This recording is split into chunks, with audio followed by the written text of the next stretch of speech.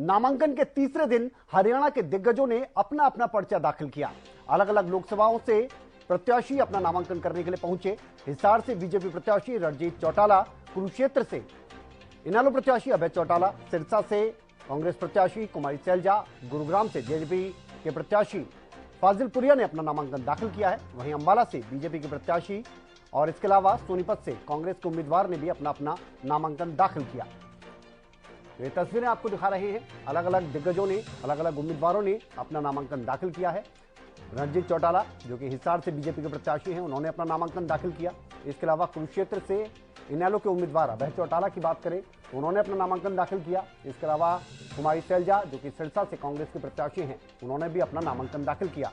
इसके अलावा गुरुग्राम की अगर बात करें तो राहुल फाजिलपुरिया जो जेजेपी से प्रत्याशी हैं, उन्होंने अपना नामांकन दाखिल किया। अंबाला से बीजेपी के प्रत्याशी बंतो कटारिया ने अपना नामांकन दाखिल किया है। इसके अलावा सतपाल ब्रह्मचारी की अगर बात की जाए तो उन्होंने भी अपना नामांकन दाखिल कर दिया है। सोनीपत से वो कांग्रेस के प्रत्याशी हैं।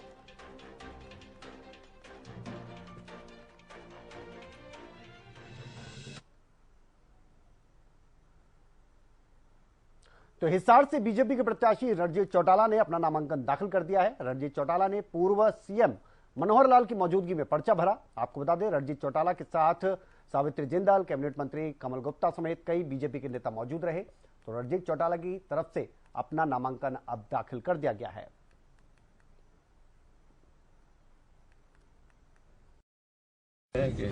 शहर के और पूरे लोकसभा क्षेत्र के बहुत से लोग नॉमिनेशन पत्र दाखिल कराने के लिए अपनी यात्रा निकाल करके अभी भी आ रहे हैं। इतना लंबा जुलूस था क्योंकि मुहूर्त के समय पर इनको अपना नॉमिनेशन दाखिल करना था, इसलिए जल्दी से इनको बीच में से ला करके दाखिल कराया है। वापस शोभा यात्रा में जाके शामिल होंगे और हजारों की संख्या में ये सारे इतने सैकड़ों वाहनों के साथ यहाँ पहुँचे हैं।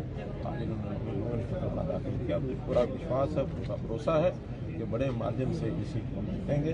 हमारा नॉमिनेशन का जो सिलसिला है वो 29 तारीख से ही शुरू हो गया था। 29 तारीख को पहला नॉमिनेशन गुड़गांव के हमारे प्रत्याशी अविंदरजीत जी ने उसका अपना नामांकन दिया था। अब आज से लगातार 6 तारीख तक नॉमिनेशन चलेंगे। मेरा अपना नॉमिनेशन भी करनाल से 6 तारीख को हम लोग करना है। एक बात देखते हैं, आज भारत चीन सीमा पे पाकिस्तान एक तरफ है और देश को बड़ी मजबूत सेना की आज आवश्यकता है, जो हम गाजा में देख रहे हैं, दूसरी जगह देख रहे हैं। आप मुझे एक बता दो, हमारे प्राइम मिनिस्टर ने अब वहाँ सब जगह नए हथियार दिए हैं। 0- टेम्परेचर में हमारे फौजी अपने बढ़िया हथियार लेके बैठे हैं। वो खुश हैं, उनके बच्चे घर में खुश हैं। आज देश में क्या उन हालात में राहुल गांधी देश को बचा लेगा? मोदी बचा सकते हैं देश को। लोग इन बातों को देखते हैं। लोग देश की स्टेबिलिटी, लोग सार्वभौमिकता देश की देखना चाहते हैं।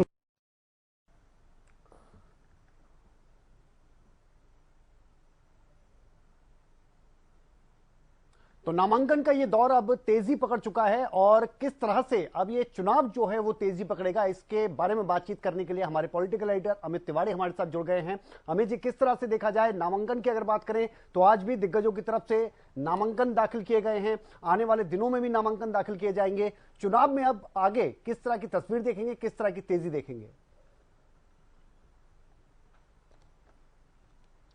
देखिए विनय, चुनाव की देखिए पहले तो लगातार ऐसा लग रहा था कि एक तरफा ही चुनाव चल रहा है, क्योंकि जैसा कि पूर्व मुख्यमंत्री मनोहर लाल ने भी कहा था कि वो तो एक तरफा ही खेल खेल रहे हैं क्योंकि कांग्रेस के उम्मीदवार आए नहीं थे। तो ऐसे में अब तमाम उम्मीदवार कांग्रेस के भी सामने आ गए हैं। हालांकि देखिए अगर इनेलो की बात करें, उनके उम्मीदवार अभी पूरी 10 की 10 सीटों पर नहीं खड़े हुए हैं। तो ऐसे में अब जो है वो बाजी तो सज चुकी है और नामांकन की प्रक्रिया शुरू है। जैसे 29 अप्रैल से देखिए, हालांकि नामांकन शुरुआती 2 दिनों में करीब 16 ही आए थे। आज दिग्गजों ने नामांकन दाखिल किया है। राष्ट्रीय पार्टियों के नेताओं ने, चाहे उनमें अभय सिंह चौटाला की बात करें, कुमारी सैलजा की बात करें या फिर बंतो कटारिया की बात करें, इस तरह से कई दिग्गजों का नामांकन जो है सामने आया। रणजीत सिंह चौटाला ने हिसार में किया है। तो ऐसे में अब चुनाव प्रचार जो है वो चरम पर पहुंच जाएगा। किस प्रकार का जो ग्राउंड पर बैटल होती है वो नजर आने लगेगी। और जी जमित जी विनय अगर बात करें तो देखिए अब चुनाव प्रचार में तेजी आएगी निश्चित रूप से। और बड़े पार्टी नेताओं के जो दौरे हैं उनकी रूपरेखा तैयार कर ली गई है। कौन से नेता कहां चुनाव प्रचार करेंगे। और भारतीय जनता पार्टी की बात करें तो राजस्थान की पूरी इकाई, अगर बड़े बड़े उनके चेहरे जो राजस्थान में हैं, चाहे गजेंद्र शेखावत की बात करें, आज ही वे पहुंच गए थे, इससे पहले सुरेंद्र पूनिया पहुंचे हुए थे, इस तरह से कई जो बड़े चेहरे हैं राजस्थान की राजनीति के, उनका हरियाणा के साथ खासा रिश्ता रहा है, तो वे भी पूरी तरह से चुनाव प्रचार के लिए यहां जुट जाएंगे। और साथ साथ प्रधानमंत्री नरेंद्र मोदी की रैली की बात करें या अमित शाह की रैली की बात करें, दिग्गज नेता जो देश के केंद्रीय नेता हैं, उनकी रैलियों का पूरा खाका तैयार कर लिया गया है। रोड शो के जरिए और रैलियों के जरिए, जनसभाओं के जरिए वे अपने जो अपने उम्मीदवार है उनकी मजबूती के लिए काम करेंगे, उनके चुनाव प्रचार के लिए काम करेंगे। चाहे कांग्रेस की बात करें, स्टार प्रचारकों की सूची है वो तैयार हो रही है। हरियाणा के लिहाज से हालांकि देखिए छठे चरण में चुनाव है 25 मई को, लेकिन दिन जो है वो गिनती के ही रह गए हैं। ऐसे में चुनाव प्रचार को गति देनी पड़ेगी। और विनय, सबसे महत्वपूर्ण बात है, कांग्रेस के लिए इस समय बड़ी चुनौती है, क्योंकि देखिए उनकी सूची देरी से आई है काफी। हालांकि अगर भाजपा की बात करें तो उन्होंने करीब 1 महीने पहले अपने उम्मीदवारों का ऐलान कर दिया था और चुनाव प्रचार में पूरी ताकत झोंक दी थी। खुद पूर्व मुख्यमंत्री मनोहर लाल और मुख्यमंत्री नायब सिंह सैनी ने विजय संकल्प रैलियों के जरिए मोर्चा संभाल रखा था। ऐसे में कांग्रेस के लिए चुनौती यह है कि पहले उन्हें अपनी भीतर घात से निपटना पड़ेगा। जो दिग्गज इस बार टिकट से वंचित रह गए हैं वो अपनी रणनीति में जुटे हुए हैं, वे बैठकों का दौर अलग से कर रहे हैं। वे क्या निर्णय लेते हैं उन पर कांग्रेस के उम्मीदवार को नजर रखनी होगी, उन्हें संतुष्ट करने की कोशिश करनी होगी, रूठों को मनाना होगा, पार्टी को एकजुट करना होगा, फिर प्रचार को आगे बढ़ाना होगा। हालांकि अभी भी देखिए नामांकन में अभी 6 मई तक आखिरी तारीख है, उससे पहले काफी नामांकन आए हैं, लेकिन अभी और भी लगातार इस तरह का दौर चलेगा। आज कुमारी शैलजा ने सिरसा में नामांकन किया, लेकिन वहां जो भूपेंद्र सिंह हुड्डा के जो नेता हैं, उनसे जुड़े हुए समर्थक हैं, वे यहां से नदारद मिले। जबकि एसआर के गुट और साथ साथ वीरेंद्र सिंह का भी नाम जोड़ दिया जाए तो एसबीआर के ये चारों नेता यहां मौजूदगी उनकी दिखाई दी। तो ऐसे में इन तमाम जो पार्टी के जो गुटबाजियों के बीच में कांग्रेस प्रत्याशियों को ज्यादा मेहनत करने की जरूरत पड़ेगी। जी विनय, ये कांग्रेस की तो तस्वीर लगभग आपने बताई, और आने वाले दिनों में वाकई में एक बड़ा सवाल ये होगा कि क्या एकजुट नजर आएंगे चुनाव प्रचार के दौरान भी ये तमाम नेता। दूसरी अगर बात करें तो चाहे वो इनेलो की बात कर ले, उनकी हालत थोड़ी इसलिए यहाँ पर खराब लग रही है कि पूरे जो प्रत्याशी हैं अब तक सामने नहीं आए, तस्वीर पूरी तरह से साफ नहीं हुई। और जेजेपी के लिए तो हम देख रहे हैं कि लगातार मुश्किलें बढ़ी रही हैं, तो इनको लेकर आप किस तरह की तस्वीर देखते हैं आने वाले दिनों में? निश्चित रूप से विनय, सबसे बड़ी चुनौती अगर इस चुनाव में किसी के सामने है तो वो इनेलो और जेजेपी के पास है, सामने है। क्योंकि देखिए इनेलो के लिए अपना अस्तित्व बचाना थोड़ा सा मुश्किल हो रहा है, क्योंकि उनकी लड़ाई जो है वो काफी कमजोर पड़ती जा रही है। हालांकि खुद अभय सिंह चौटाला अपने जो समर्थक हैं, अपने कार्यकर्ता हैं, इनेलो पूरा परिवार है, उसमें जोश भरने के लिए कुरुक्षेत्र से चुनाव मैदान में उतरे हैं और पूरा दमखम दिखा रहे हैं। आज भी उन्होंने नामांकन दाखिल किया तो उस समय सुखबीर बादल भी उनके साथ मौजूद रहे और कई और भी नेता उनके साथ मौजूद रहे। तो उनकी तरफ से यह कोशिश की जा रही है कि एक अच्छा खासा जो पिछली बार की जो करारी हार हुई थी उसका बदला जो है वो किसी रूप में चुकता किया जा सके। इसी कड़ी में ही उन्होंने सुनैना चौटाला अपने जो रिश्ते में उनकी भाभी लगती है उनको हिसार क्षेत्र से उतारा है। और हिसार क्षेत्र का तो इस बार चुनावी माहौल ही पूरा पारिवारिक सा ही लगता है, क्योंकि देखिए परिवार आपस में लड़ रहे हैं। खुद भाजपा के उम्मीदवार रणजीत चौटाला है, वो रिश्ते में ससुर लगते हैं सुनैना चौटाला के और नैना चौटाला के। तो एक पारिवारिक लड़ाई वहां देखने को मिल रही है। इसी तरह सिरसा की बात करें तो कांग्रेस के 2 पूर्व जो प्रदेशाध्यक्ष हैं वे चुनाव मैदान में, अशोक तंवर की बात कर लें वे भी पूर्व प्रदेशाध्यक्ष है, कांग्रेस के शैलजा भी पूर्व प्रदेशाध्यक्ष है। तो ऐसे में पूर्व प्रदेशाध्यक्षों की एक लड़ाई के कारण यहाँ का मुकाबला भी रोचक रहेगा। और दूसरी बात जेजेपी की आपने बात की, जेजेपी में लगातार देखिए जिस प्रकार का बिखराव गठबंधन टूटने के बाद नजर आ रहा था, उसको रोकने की कोई कोशिश तो देखिए अंदर खाने चल रही होगी, लेकिन इसी बीच उन्होंने अपने उम्मीदवारों का ऐलान कर दिया है। वो अपना मैदान में कितना दमखम दिखा पाएंगे, क्योंकि देखिए 2019 में जेजेपी अस्तित्व में आई थी विनय, उस समय केवल एक सीट जो दुष्यंत चौटाला खुद उसमें हिसार पे चुनाव लड़े थे और दूसरे नंबर पर रहे थे।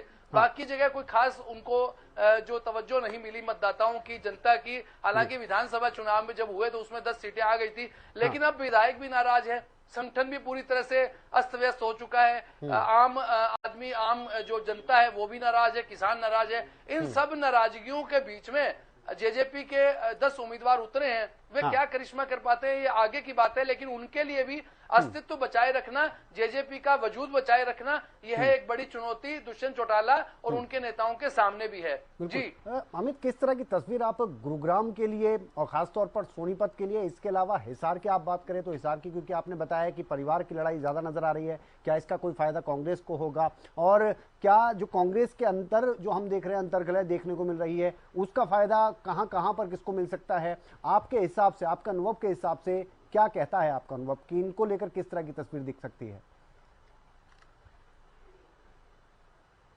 देखिए विनय, एक तो सबसे स्पष्ट बात है कि इस बार जो कांग्रेस की गुटबाजी, अंतरकलह और भीतर घात पर नजर केवल कांग्रेस के उम्मीदवार ही नहीं रख रहे, साथ साथ भारतीय जनता पार्टी भी उस पर नजर बनाए हुए है। वो जहां जहां वो कमजोर पड़ते दिखाई देंगे वहां वो हमलावर हो जाएगी। भारतीय जनता पार्टी पहले से ही देखिए मनोवैज्ञानिक तौर पर एक दबाव तो उन्होंने बनाई रखा है 400 पार के नारे का देकर, और साथ साथ उनके पास जो मुद्दे हैं, चाहे वो पूर्व मुख्यमंत्री मनोहर लाल ने अपने कार्यकाल के दौरान जो योजनाएं लागू की उनको लेकर जनता के बीच जा रहे हैं।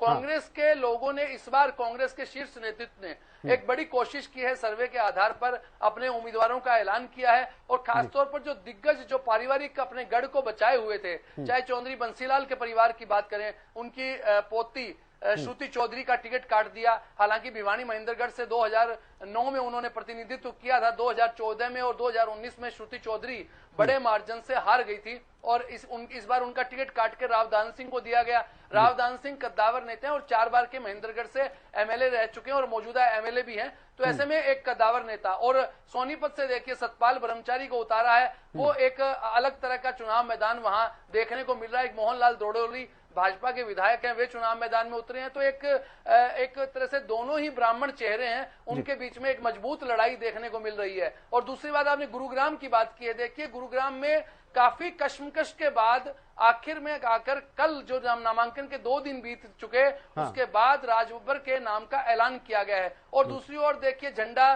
बुलंद कर रखा है पहले से ही अजय यादव, तो अपनी तल्ख तेवरों के कारण और अपनी नाराजगियों के कारण जाने ही जाते हैं, वो स्पष्टवादी हैं। उन्होंने पहले से ही कई बार इस बात की नाराजगी जाहिर की कांग्रेस हाईकमान के सामने भी। अब उनका टिकट कट गया है, वे मेहनत कर रहे थे, कई गांवों का उन्होंने दौरा किया था। अब उनके पुत्र चिरंजी राव ने कल अपने समर्थकों की बैठक बुला ली है, रेवाड़ी से वे खुद एमएलए हैं राव चिरंजी, तो ऐसे में वो क्या निर्णय लेते हैं। और देखिए इधर करण दलाल हैं फरीदाबाद में, उन्होंने अपनी एक बैठक बुला रखी है, तो ऐसे में तमाम जो दिग्गज जो कांग्रेस के जिनकी टिकट कटी है, हालांकि राव जो चौधरी वीरेंद्र सिंह का बयान आ गया कि अगर कोई नेता उन्हें बुलाएगा हिसार में चुनाव प्रचार के लिए, कहीं भी बुलाएगा तो वे जाएंगे। तो ऐसे में उन्होंने नाराजगी तो इस बात की जताई है कि ब्रजेंद्र सिंह को टिकट नहीं मिला, इस बात का मलाल तो है, लेकिन वे खुलकर विरोध करने के लिए चुनाव मैदान में उतरेंगे, ऐसा किसी भी उम्मीदवार का, किसी भी दिग्गज नेता का लग नहीं रहा है। ना ही तो श्रुति चौधरी ऐसी हिम्मत करेगी कि वे निर्दलीय चुनाव मैदान में बागी होकर उतर आए, नहीं चाहे अजय सिंह, कैप्टन अजय यादव की बात करें, वे भी नहीं उतरेंगे, और न ही वीरेंद्र सिंह की तरफ से उतरेंगे। वे खामोश रह सकते हैं, अपने आप को किनारा कर सकते हैं, चुनाव प्रचार से चुप रह सकते हैं और अपने समर्थकों के जरिए अपनी नाराजगी जता सकते हैं। तो वो नाराजगी से निपटना कांग्रेस के लिए एक बड़ी चुनौती रहेगी, भीतर घाट से निपटना एक बड़ी चुनौती रहेगी। जो उम्मीदवार चुनाव मैदान में उतरे हैं उनके लिए पहली सबसे बड़ी अग्नि परीक्षा अपने रूठों को मनाना और उनको अपने साथ लेकर चलना, सभी गुटों को एक साथ लेकर चलना, सभी को एक मंच पर लाना, यह एक बड़ी चुनौती जो है चुनाव प्रचार से पहले कांग्रेस के तमाम उम्मीदवारों के सामने रहने वाली है। कांग्रेस के लिए थोड़ा मुश्किल हो सकता है, लेकिन कांग्रेस की तरफ से कहा जा रहा है, हर बार कहा जा रहा है कि एकजुट हैं, हाईकमान का ऑर्डर सबको मानना होगा। फिलहाल के लिए आप बहुत शुक्रिया आपका अमित तिवारी इस तमाम बातचीत के लिए। तो अब बहुत ज्यादा तेजी देखने को मिलेगी आने वाले दिनों की अगर बात की जाए, क्योंकि नामांकन की अगर हम बात करें तो पहले दिन और दूसरे दिन तो हमने इतनी तेजी नहीं देखने को मिली, लेकिन तीसरे दिन आज कई दिग्गजों ने अपना नामांकन दाखिल किया है।